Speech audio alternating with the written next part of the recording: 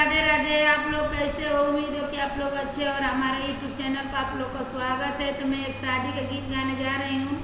जो अच्छा लगे तो लाइक और सब्सक्राइब जरूर करने का और कमेंट बॉक्स में जरूर लिखने का कि हमारा गीत आप लोग के कैसे लगा। तो मैं गा रही हूँ।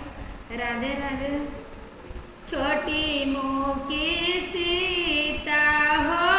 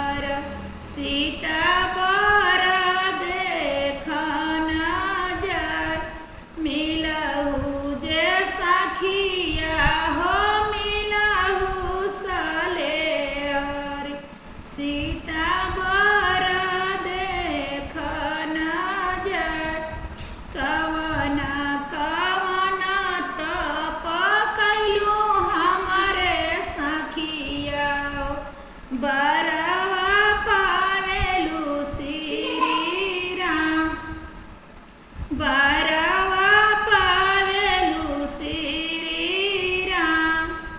माघवा नहाइनी अग्नि नाही तपी हो।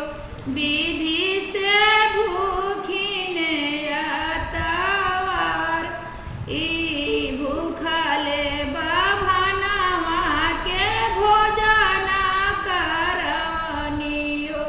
but